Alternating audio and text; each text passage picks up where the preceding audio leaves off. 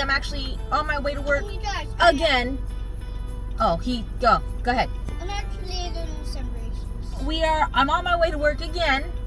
But today I wanted to do a quick vlog about the nonprofit foundations that we give to each year, whether it's during Christmas or not, but this year, or Christmas is usually our, or people's time of donation giving and such. I do have a list from last year, which I'll put that link down below from last year's Vlogmas. Let's get the show rolling with organization number one.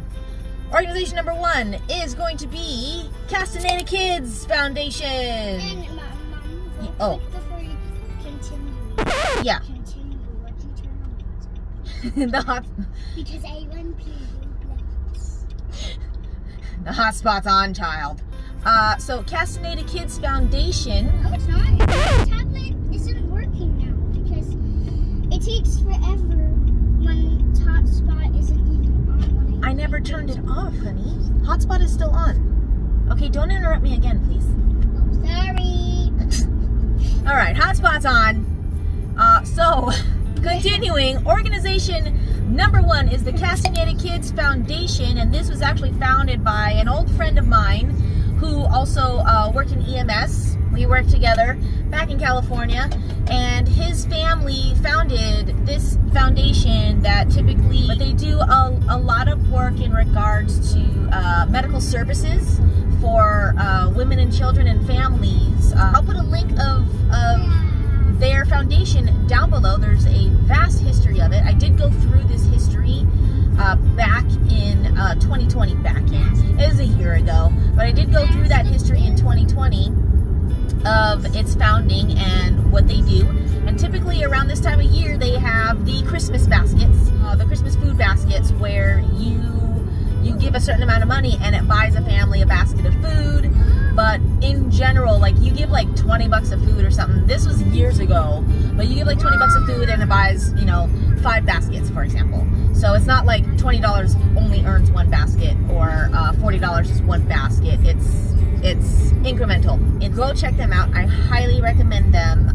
It's very dear to my heart. So of course I'm a little biased because we did work together running some of those calls out in California on our ambulance rigs.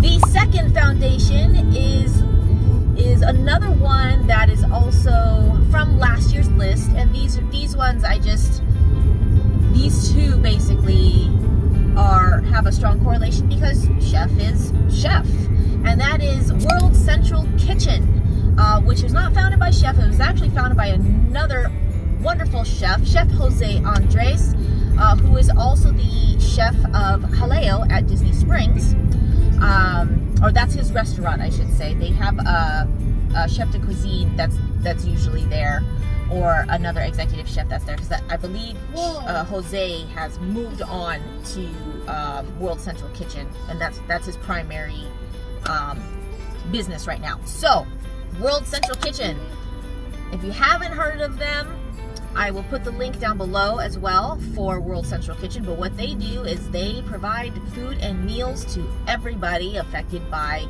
natural disasters, fires. Yeah, all the fires that happen on the West Coast and even in Australia, tsunamis, hurricanes, those guys are there. Volcano, everything. Those guys are there, and what they do is they collaborate with local restaurants to set up kitchens and local chefs, and y'all can sign up to provide food for those affected by disaster and these catastrophic events. So, World Central Kitchen. Organization number 2, go check them out.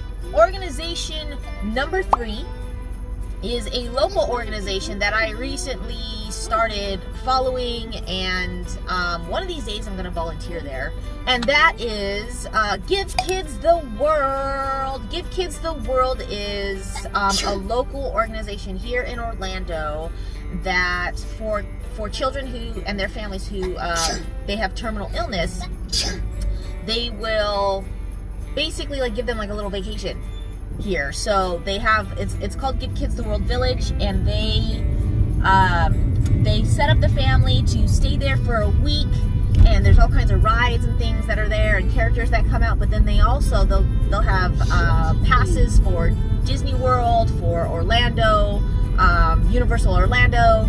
They'll have passes for SeaWorld, basically wherever the kiddo wants to go.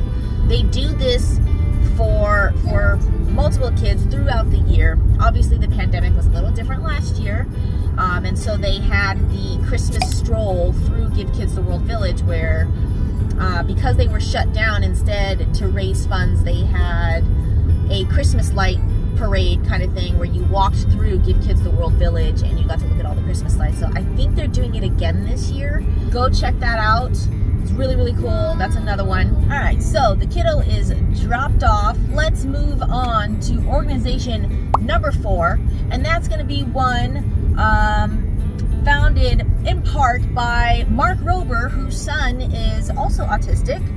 And this organization is TeamSeas.org, and they are on a quest to clean up plastic out of the world's oceans.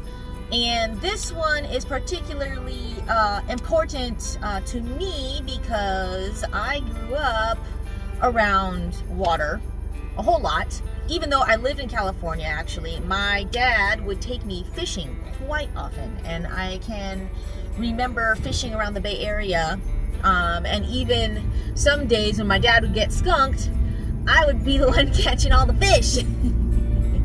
So to me, this is really, really important to be able to utilize this wonderful resource for us, for whether it's our consumption or our enjoyment, and obviously for future generations. You know, my kids want to go fishing out here in Florida. We just haven't had the time. When we do go swimming and such, and we do go on all of our trips, even to the springs, there are times when I see plastic bottles, and even like little pieces of plastic that are in the water. So this is something that affects all of us. There's plastic in our water, and we drink that water, and it gets into our bodies.